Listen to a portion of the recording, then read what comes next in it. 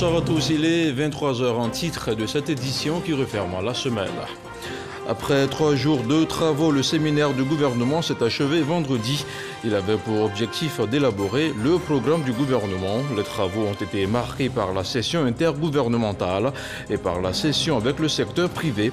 Une équipe gouvernementale qui aura de nombreux défis à relever en 2021. Le COSIM a un nouveau président, il s'agit de l'imam Ousmane Diakité. Il a été désigné ce dimanche à l'issue d'une rencontre qui s'est déroulée à la grande mosquée de Trècheville. L'imam Diakité succède donc au cheikh Haïma Mamadou Traoré, décédé le 13 avril dernier. Une dizaine de suspects présumés de l'attaque d'un Doutré vient d'être mis aux arrêts par les forces de la gendarmerie nationale dans la zone de Dabou. Une enquête préliminaire permettra de situer les responsabilités dans les jours à venir. Plus de détails dans cette édition. Merci de suivre RTI 1. Leurs actions et leurs réalisations devront impacter et améliorer le quotidien des populations. Le premier séminaire gouvernemental de l'ère Patrick Hachi s'est achevé vendredi dernier. À l'issue de 72 heures de travaux, le nouveau gouvernement a dressé sa feuille de route pour l'année 2021. D'importants défis sont à relever par chaque département ministériel. Mahama Traoré. La Côte d'Ivoire de 2030 se prépare maintenant. Le gouvernement de Patrick Hachi l'a compris et entend d'ici l'échéance mener chaque année des actions d'envergure dans les secteurs prioritaires. En 2021, celui de la sécurité connaîtra une montée en puissance de la lutte antiterroriste, de même que les actions de protection civile. Nous entendons améliorer le rendement des services de police, mais aussi et surtout déployer davantage les sapeurs-pompiers civils sur toute l'étendue du territoire national. Une des grosses préoccupations aussi, c'est la lutte contre le terrorisme. Les moyens devront être dégagés pour que notre lutte gagne en efficacité. Besoin d'être rassurés sur le plan sécuritaire, les Ivoiriens attendent également de l'être sur le plan sanitaire dans un contexte où le virus de la Covid-19 est encore actif. Le ministère de la Santé va ainsi intensifier sa stratégie vaccinale dans les semaines à venir. Le renforcement du plateau technique va également se poursuivre en 2021 avec la construction et la réhabilitation de plusieurs édifices sanitaires à Abidjan et à l'intérieur du pays. La Côte d'Ivoire va se donner les moyens d'avoir tous les types de vaccins et nous allons faire en sorte que partout où tous ceux qui sont en âge d'être vaccinés, ils pourront se vacciner pour se protéger contre cette maladie. D'ici la fin d'année, c'est plus de 300 lits supplémentaires qui seront servis, plus de 100 blocs opératoires. Nous allons augmenter l'accessibilité aux soins de santé par l'opérationnalisation de la CMU, la vulgarisation. Et nous allons travailler avec tous les Ivoiriens pour que chacun, en arrivant à l'hôpital, n'ait pas la peur au ventre. Parce que l'objectif de la couverture maladie universelle, c'est de faire en sorte que lorsque vous arrivez à l'hôpital, quel que soit votre statut, vous puissiez être pris en charge. Dans le secteur de l'éducation, que va impliquer la mise en œuvre du décret d'application de la suppression des frais COGES? La réponse sera connue dans les semaines à venir. En parallèle, le ministère de l'Éducation va mener des actions d'envergure. Il s'agit d'intensifier la construction et l'équipement des écoles et des collèges de proximité.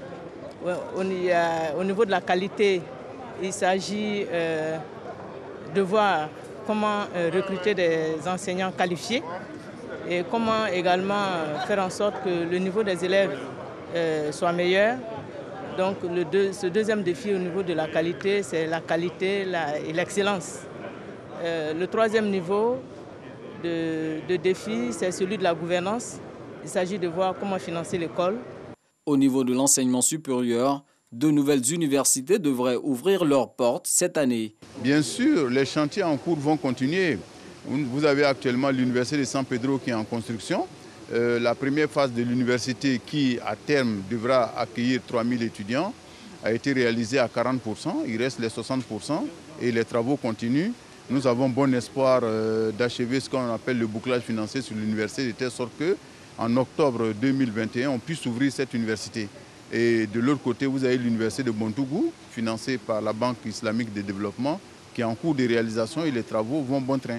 Et là également, normalement, nous devons pouvoir ouvrir cette université en octobre 2022. Pour les apprenants déjà aptes pour le marché de l'emploi, des dispositifs d'insertion socio-professionnelle sont prévus par le gouvernement. Tous les programmes qui sont en cours vont continuer, mais au-delà de ces programmes, nous allons explorer toutes les possibilités, comme je l'ai dit, et avec le secteur privé et avec les autres ministères sectoriels, nous allons explorer toutes les possibilités pour aller beaucoup plus loin dans les résultats donc déjà obtenus. La feuille de route désormais dressée au niveau de chaque département ministériel, Patrick Hachi ne demande qu'une chose aux membres du gouvernement, des actions suivies de résultats afin d'améliorer le quotidien des populations.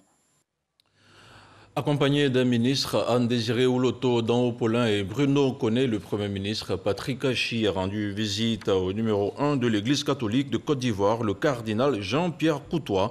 Il s'agissait pour Patrick Hachi de recueillir les bénédictions de son éminence, le cardinal Coutois, pour la réussite de sa mission à la tête du gouvernement dans la paix, la sérénité et le bien-être.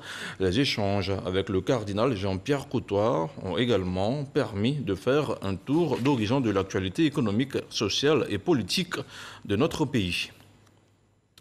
Je vous le disais en titre, le Conseil supérieur des imams recevait une forte délégation des membres du gouvernement, une délégation conduite par le Premier ministre Patrick Hachi. Il s'agissait de retrouvailles autour de la traditionnelle rupture collective du jeûne du mois de Ramadan.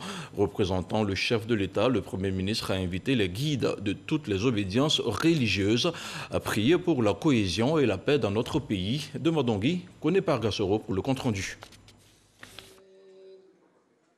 Deuxième décade du mois de Ramadan, quatrième pilier de l'islam.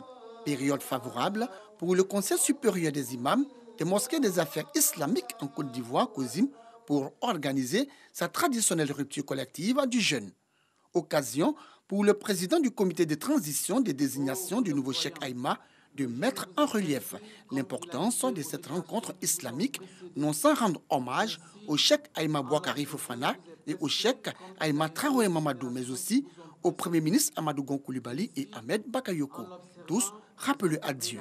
Cheikh Moustapha Sonta a traduit la reconnaissance du COSIM au président de la République Alassane Ouattara pour ses actions de générosité à l'endroit de toutes les confessions religieuses. Le Ramadan, avec son jeûne, ses prières nocturnes et ses œuvres cultuelles, vient chaque année pour revivifier la vie des musulmans, éduquer les êtres et éveiller le cœur en transformant positivement et son esprit et son comportement. C'est cela le caractère hautement spirituel du jeûne. La traditionnelle rupture collective du jeûne de Ramadan du COSIM a bénéficié du soutien du corps diplomatique accrédité en Côte d'Ivoire, à sa tête le représentant du nonce apostolique, des responsables de la Chambre des rois et chefs traditionnels et des guides des autres confessions religieuses, d'une forte délégation des membres du gouvernement conduite par le Premier ministre Patrick Hachi, qui représentait à cette cérémonie religieuse le chef de l'État Alassane Ouattara. Université islamique, centre de santé communautaire, lycée islamique, chaîne de radio, chaîne de télévision, plusieurs réformes tendant à l'amélioration de la pratique religieuse et une obstinée éducation à la culture de la paix sont des acquis incommensurables qui ont changé le visage de l'islam et des musulmans en Côte d'Ivoire sous la houlette du COSIM. C'est l'occasion de saluer les guides religieux d'autres confessions qui ont bien voulu répondre présent à l'invitation du COSIM, une belle preuve de fraternité sans clivage. Partage de repas, louanges, prières collectives, invocations et bénédictions pour la cohésion, la paix et la stabilité.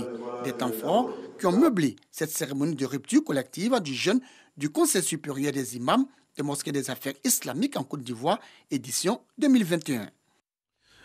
Et à l'issue du conclave qu'il organisait ce dimanche, le COSIM s'est choisi un nouveau président. Il s'agit de l'imam Ousmane Diakité, désigné par le collège de transition. L'imam Ousmane Diakité devient donc le nouveau Cheikhoul Aïma. Toujours selon le COSIM, sa nomination sera confirmée par la conférence des imams mardi prochain. Nous Sangaré, Pagassoro Koné. Après le décès du cheikh Aïma Traoré Mamadou le mardi 13 avril dernier, il aura désormais la tâche de diriger et de conduire la communauté musulmane de Côte d'Ivoire. L'imam Ousmane Diakité, c'est lui, le nouveau cheikh Aïma. Il a été désigné à l'unanimité par ses pairs ce dimanche à la tête du COSIM, Conseil supérieur des imams des mosquées des affaires islamiques. Cela au cours d'un conclave convoqué par le comité de transition de désignation du nouveau cheikh du COSIM. Au terme du conclave, c'est l'imam Ousmane Diakité qui a été désigné nouveau Cheikhul A'imma, président du Conseil supérieur des imams des mosquées et des affaires islamiques en Côte d'Ivoire, guide de la communauté musulmane nationale. Imam de la grande mosquée Arafat de la Riviera Palmeraie, Cheikh Aïma Ousmane Diakité était le secrétaire exécutif du COSIM. Par cette désignation, il devient le 7e président de cette importante structure islamique, le COSIM. Et on continue à parler de religion avec le mois du jeûne de Ramadan qui reste un moment de partage et de solidarité pour la communauté musulmane dans le nord du pays. Plus précisément, à Ouangolo-Dougou, plus de 80 tonnes de vivres ont été offerts par le ministre d'État, ministre de la Défense, Téné Birahima Ouattara. Une rupture collective a également été initiée pour approfondir le sens du partage. Le compte-rendu de Kader Sogodogo. Ouangolo-Dougou, la ville aux deux frontières. L'islam rime bien avec le quotidien des populations. Des populations qui, justement, en cette période de jeûne du Ramadan, bénéficient de la générosité du ministre d'État, ministre de la Défense, Téné Birahima Ouattara, qui a dépêché le député de la localité les bras chargés de sucre et de riz, 80 tonnes de vivres au total. Partage et solidarité, des vertus chères à tout bon musulman. C'est une tradition pour le président du conseil régional du Djologo, en l'occurrence le ministre d'État, le ministre de la Défense, Téné Birahima Ouattara, à chaque Ramadan de faire parler son cœur envers les populations du département de Ouangolo-Dougou, comme il vient de le faire encore en offrant des vivres et des non-vivres. En tant que député, vous savez, un député est une courroie de transmission entre le peuple et les décideurs. Je tiens à lui dire merci, qu'il trouve en ces mots l'expression de ma profonde gratitude au nom de l'ensemble de la population du département de Ouangolo-Dougou. Après les dons, au coucher du soleil, le député Traoré Drissa a initié une rupture collective, présidée par le préfet du département, Jean-Pierre Sori. À cette occasion, les guides religieux ont traduit leur reconnaissance et leur gratitude aux donateurs. Ils ont, pour la circonstance, prié pour la paix et la cohésion partout en Côte d'Ivoire. Et pour aider la population de la région du Bafing à bien vivre le mois de Ramadan, un cadre de la région marque sa solidarité avec les populations. Il s'agit du ministre Moussa Sanogo. Il vient d'offrir 26 tonnes de riz et 14 tonnes de sucre aux populations de sa localité. Le compte-rendu d'Evboué.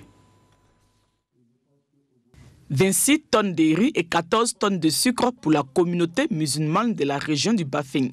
C'est un don de Moussa Sanogo, ministre du Budget et du portefeuille de l'État, cadre de la région. Une action de solidarité envers cette communauté en ces temps de Ramadan. C'est une cérémonie qui rentre dans le cadre du partage, de la générosité, qui sont des valeurs fortement recommandées à l'occasion du Ramadan, du carême musulman. Donc c'est une occasion où les musulmans, les uns et les autres, doivent se faire des présents, se faire des bénédictions, dans le sens, comme je l'ai dit, du partage. Les bénéficiaires sont reconnaissants à l'endroit du chef de l'État et du donateur pour leur soutien constant. Ceci est donc une grande bouffée d'oxygène pour nous.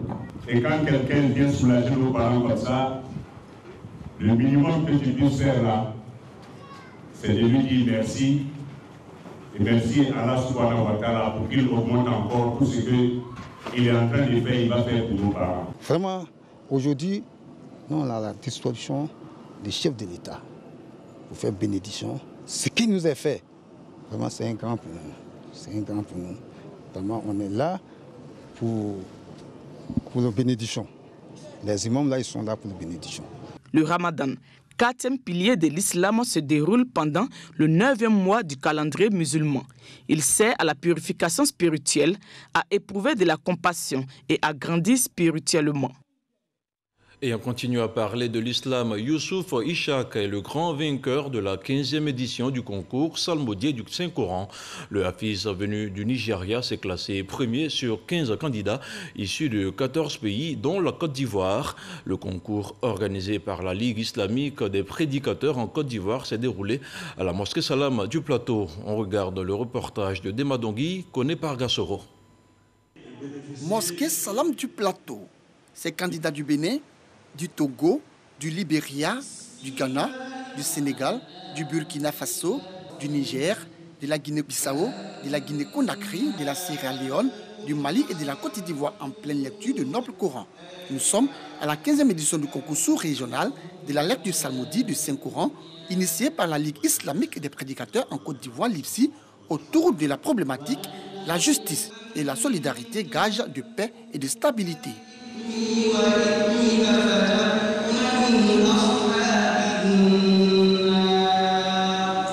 En plus de la sensibilisation qui se fait à travers les caravanes et les prêches, la LIPSI a décidé de prendre part à la recherche de la paix, de la stabilité et de la cohésion sociale et surtout de l'intégration sociale. Des candidats jugés par un jury composé d'imams, de prédicateurs, de maîtres et d'enseignants d'écoles confessionnelles islamiques. À l'issue de la compétition, Issoufou Isiak, le candidat du Nigeria, est déclaré vainqueur. Le Niger occupe la 2e place, suivi de la Côte d'Ivoire, 3e. Aujourd'hui, le vainqueur ne sera certainement pas le Sénégal, le Mali, encore moins la Côte d'Ivoire, le Burkina, le Niger, mais le vainqueur sera l'islam, cette noble religion qui transcende la souveraineté des nations. Ce concours sous-régional de la lecture psalmodie du Noble Coran a bénéficié du soutien du Premier ministre Patrick Hachi, parrain de cette 15e édition représenté par l'un de ses plus proches collaborateurs, et du Conseil supérieur des imams des mosquées des affaires islamiques en Côte d'Ivoire. Nous félicitons tous les musulmans et toutes les musulmanes qui ont fait le déplacement ici aujourd'hui dans cette mosquée Salam du Plateau pour magnifier le Coran, respecter le Coran, glorifier Dieu et honorer nos candidats qui sont venus de la sous-région pour ce concours psalmodié du Coran. Les candidats ont été félicités et encouragés par le représentant du Premier ministre, les responsables du COSIM et ceux de la LIPSI, mais aussi par le jury. Ils ont reçu de nombreux présents composés, entre autres, du Saint-Coran, des manuels et ouvrages islamiques et une enveloppe chacun. Des prières et des bénédictions ont mis fin à ce concours psalmodie du Noble Coran. Tout autre chose à présent, ils sont 12 suspects présumés. Ils sont soupçonnés d'avoir participé à l'attaque de la base militaire de Ndotré dans la commune d'Abobo. Des présumés suspects qui viennent d'être appréhendés par la gendarmerie nationale dans la localité de Dabou, à Boussanogo. C'est dans la nuit du 20 au 21 avril dernier que la base militaire de Ndotré, dans la commune d'Abobo, qui abrite le 2e bataillon pilote projetable, a été attaquée par des individus. Le bilan fait état de 4 assaillants neutralisés et d'un militaire ivoirien blessé. Suite à cette attaque, une enquête a été ouverte par la gendarmerie nationale. Enquête qui a permis de localiser dans la zone de Daloa, plus précisément dans le village de Bekiprea, ces 12 présumés assaillants qui, dans leur repli sur leur base, ont fait escale à Daloa. L'un des présumés cerveaux confirme qu'ils ont été recrutés à Abidjan. Les courriers avec les gens qui avaient les plans pour attaquer. Là-bas, on m'a expliqué qu'il y a un travail. Après le réunion, là maintenant, il y a les libérés qui ont nous montré les armes qu'il y a les missions à quelque part qu'on a coupé ensemble pour partir là-bas. C'est là-bas on est parti maintenant et puis on nous a montré les trucs là, qu'il y a les missions. Ce qu'ils ont montré là dans un campement, c'était 4 garages avec les machettes. C'est ce qu'ils ont montré. On d'autres là-bas. C'est au Carrefour là même. Ils ont parlé et puis ils sont partis vers où il y a Carrefour séminaire là. Ils sont partis vers dedans, c'est là-bas on nous a voyé. Il y a vu beaucoup de personnes là-bas. Ils ont été recrutés avec forte promesse. Ils disent qu'ils vont nous donner l'argent. Mais avant qu'ils vont te donner l'argent, il faut signer devant ton nom. 1 million et quelques. Les enquêtes sont en cours à l'effet de mettre le grappin sur toutes les personnes impliquées dans l'attaque de la base militaire de Ndotré. On fait maintenant le point de la situation de la Covid-19.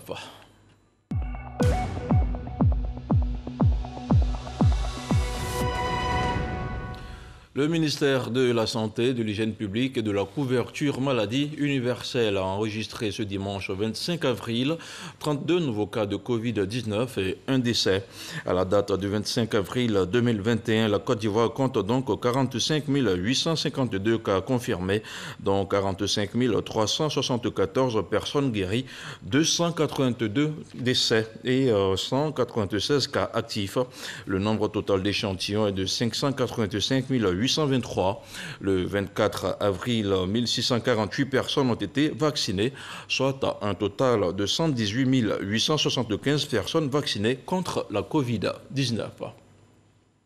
Le directeur national des villages d'enfants SOS de Côte d'Ivoire était ce dimanche l'invité de RTI 1. Oumarou Koala a fait le bilan des 50 ans d'existence de l'institution dans notre pays. On regarde un extrait de son passage. 50 ans de SOS Village d'enfants Côte d'Ivoire, c'est 50 ans de partenariat réussi avec le gouvernement de la République de Côte d'Ivoire. C'est 50 ans d'expérience dans la prise en charge du remplacement des enfants privés de protection parentale. C'est 50 ans de résultats riches pour la promotion des droits de l'enfant et des jeunes. Et ces 3 villages installés sur le territoire ivoirien, après le premier village ouvert en 1971. Et chaque village prend en charge autour de 200 enfants dans différentes familles qui sont établies au sein donc, du village. Et il faut dire que c'est une prise en charge intégrale, une prise en charge holistique qui consacre donc tous les aspects pour l'épanouissement de l'enfant. Pour nous, le principe fondamental, c'est que chaque enfant a droit à un foyer chaleureux. Nous avons actuellement plusieurs dizaines, sinon des centaines de jeunes cadres qui sont sortis des villages SOS et qui sont dans plusieurs administrations de la République de Côte d'Ivoire. Je profite de cette occasion pour dire merci au gouvernement de la République de Côte d'Ivoire qui, sur les 50 années, nous a été d'un appui inestimable et nous a permis donc de pouvoir assurer notre mission avec succès. En dehors donc de cet appui du gouvernement, nous avons donc l'appui de ce qu'on appelle les parrains et les marraines, qui sont des individus, des personnes physiques ou des personnes morales qui, de manière volontaire et citoyenne, décident de parrainer un enfant, de parrainer une famille ou de parrainer tout le village. Il y a des sociétés et des entreprises également qui sont des entreprises citoyennes qui décident aussi de nous accompagner. Pour les 50 années, nous pensons continuer notre mission donc, de la prise en charge du remplacement en renforçant donc bien sûr la qualité de la prise en charge et aussi diversifier et accroître nos sources de revenus en invitant la population d'une manière générale, les sociétés, les entreprises citoyennes à pouvoir parrainer et supporter les actions de village SOS en Côte d'Ivoire. Un mode d'éducation à présent, s'orienter après le baccalauréat est un véritable casse-tête pour bon nombre d'étudiants. Ces derniers ne savent pas toujours, très souvent, capter les opportunités pour réussir leur insertion professionnelle. Des problématiques qui étaient au cœur d'une conférence au lycée Bad de Ndouci, où une conférence a été animée par le directeur administratif et financier du patrimoine de l'Agéroute. Modèle de réussite, il s'agissait pour Brice et Tientiemele de partager les clés du succès avec les nouveaux étudiants. De retour de Ndouci, le compte-rendu de Michel Mambo. Ndouci, au sud de la Côte d'Ivoire, dans le département de Tiassalé. Animation particulière. Au lycée moderne Bad Ndouci, les journées carrières battent leur plein. Djeneba et Ramata sont au rendez-vous. Venues de Tiassalé, elles sillonnent les différents stands à la recherche d'informations. Cette journée est bienvenue pour les élèves en classe d'examen. Parce qu'il y a plein d'élèves qui ne savent pas où s'orienter après les examens. Ils sont un peu perdus. Donc cette journée nous aide à mieux nous orienter et comprendre aussi les métiers que nous voulons faire. Visite de stand et également conférence au programme de ces journées d'information et d'orientation. À la tribune du modèle de réussite, Brice Etienne Tiemele. Le directeur administratif du patrimoine de l'Agéroute partage son expérience avec la jeune génération. Les maîtres mots de son propos, courage et abnégation au travail. Il y a du travail en Côte d'Ivoire. Mais seulement, c'est les meilleurs qui arrivent à se démarquer pour obtenir ce travail-là. Donc ce que je leur ai partagé comme expérience, c'est que je suis ici d'une famille modeste. On a vécu dans des conditions très difficiles, mais cela ne m'a pas empêché de me donner à fond dans le travail et jusqu'à ce que j'arrive là où je suis. Donc je leur ai demandé également d'être respectueux et de chercher à apprendre des aînés. Un message qui captive plus d'un. J'ai retenu que dans le travail, il faut persévérer et que seul le travail paye. Dans le travail, il faut être respectueux. Et vraiment, c'est un monsieur qui m'a inspiré beaucoup à travers ses dires. Cette plateforme d'échange sur les opportunités de formation après le baccalauréat est à l'initiative du Centre d'information et d'orientation de la Direction départementale de l'éducation nationale de Tiassalé. Décédé le 10 mars dernier, la population de Tiapoum a rendu un dernier hommage au Premier ministre Ahmed Bakayoko. Un concert a été organisé à la mémoire de l'illustre disparu, une idée originale du député de la localité de Tiapoum. Le compte-rendu de Godefroy Okambawa. Plus d'un mois après son décès, Ahmed Bakayoko, toujours dans la mémoire collective, ses actions continuent d'être célébrées à Tiapoum. Le député de la localité honore l'illustre disparu. Il invite la jeunesse à s'approprier les valeurs sociales et professionnelles qui ont marqué sa vie. Ce concert dédié à Ahmed Bakayoko, la construction de Tiapoum est véritablement lancée et que le processus est irréversible. Nous allons vers le développement, nous allons vers le succès et nous avons décidé de remercier le président de la République. Au cours d'un concert, des jeunes, pour la plupart, rendent un hommage à celui qu'ils qualifiaient de repère. Un homme qui faisait de la jeunesse une priorité. L'ex-premier ministre Ahmed Bakayoko est décédé le 10 mars dernier et l'émotion est encore vive à Tiapoum. Et la cuisine ivoirienne s'invite à Cotonou, où les mets ivoiriens sont de plus en plus prisés. Au Bénin, plusieurs Ivoiriennes ont fait une incursion dans le secteur de la gastronomie dans leur pays d'adoption et s'en sortent plutôt bien. Foutou, atiéké ou encore aloko sont entre autres les plats qu'elles proposent dans leur restaurant. Mangez à Cotonou comme si vous étiez à Abidjan. Un reportage de Michel Digré et Barnabé Conan de retour de Cotonou. Nous sommes au centre-ville de Cotonou. De loin, les sonorités de musique ivoirienne sont perceptibles. À l'intérieur du restaurant, des plats ivoiriens sont servis à la clientèle. Bernard fréquente ce maquis depuis plus d'une dizaine d'années. Quand je suis ici, c'est tout comme si je me sentais à Abidjan. Tous les jours que Dieu fait, on a l'impression que c'est toujours le même goût. Voilà, et je n'hésite pas à ramener d'autres personnes qui ne connaissaient pas le coin, comme Bérénice aujourd'hui, qui est venue la première fois. Elle vit en Italie et on a décidé de déjeuner ensemble et puis lui a proposé le coin. Elle va venir voir.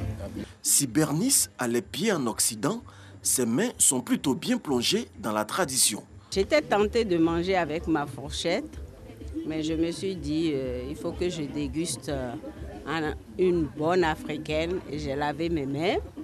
C'est un mélange d'igname et de banane. J'en ai mangé, mais celui-ci est meilleur. Dans l'arrière-cour, la cuisine est animée. Si pour tout banane, un rien manger sur place.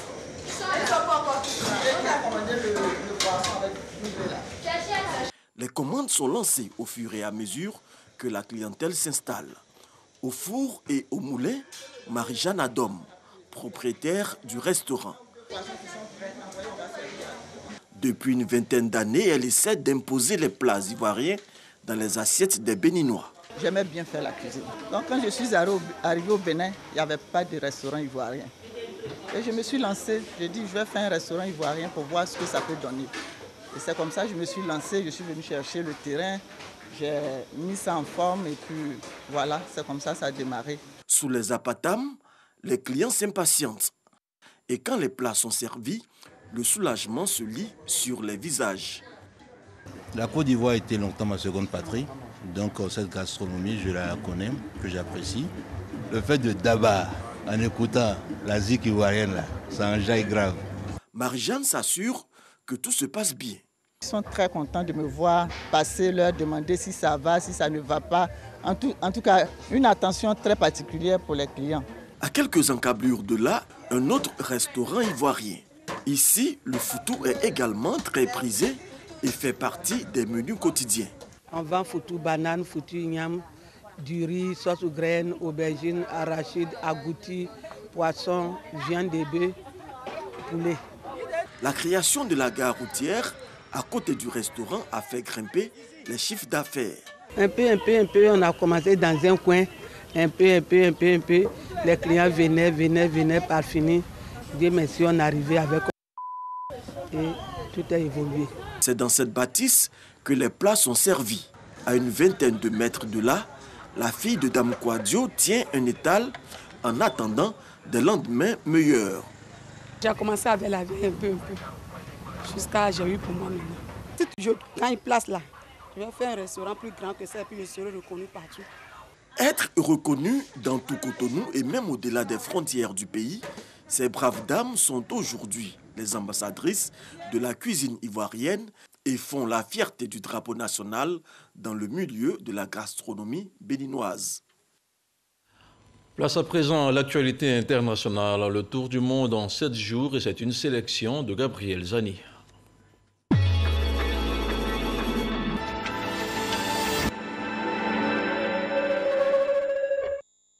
La Cour suprême malienne a rejeté le pourvoi du procureur général. Elle a donc confirmé l'abandon des poursuites intentées contre plusieurs personnalités du pays, dont l'ancien Premier ministre Boubou Cissé. Ces personnalités étaient accusées d'avoir préparé un coup d'État. 5 des 7 accusés emprisonnés depuis décembre ont été libérés. La justice malienne n'a fourni aucune preuve du coup d'État en préparation.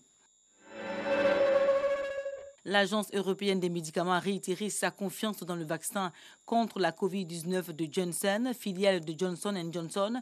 Le régulateur européen reconnaît qu'il pourrait avoir un possible lien entre ce produit et des cas de caillots de sang atypiques chez des personnes vaccinées aux États-Unis, mais elle estime que les caillots sanguins devaient être répertoriés comme effet secondaire très rare du vaccin Johnson & Johnson.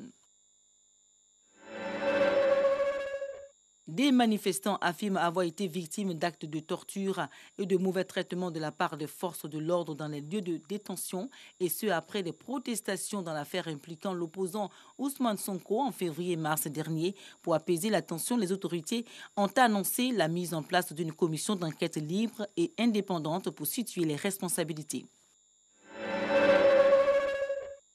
Ce jeudi, au large de la Libye, une dizaine de corps a été retrouvé près d'un bateau. Ce bateau pneumatique avait été signalé en détresse avec 130 personnes à bord. Aucun survivant n'a été retrouvé lors des opérations de recherche.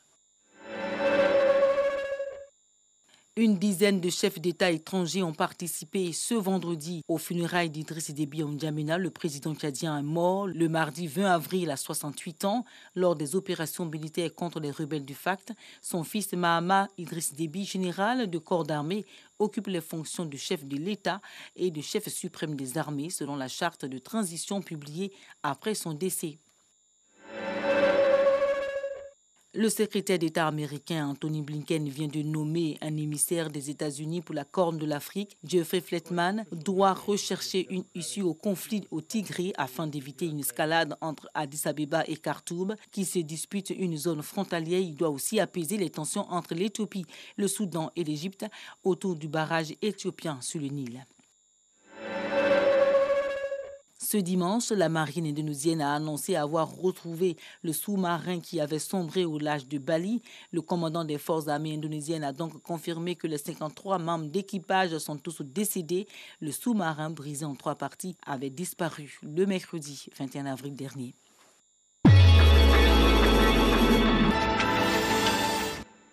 Et c'est la fin de cette édition d'information. Lundi, retrouvez Régis Kofi à 6h30 et 7h avec l'équipe de la matinale. Agréable soirée à tous et restez surtout sur RTI 1. Bonsoir.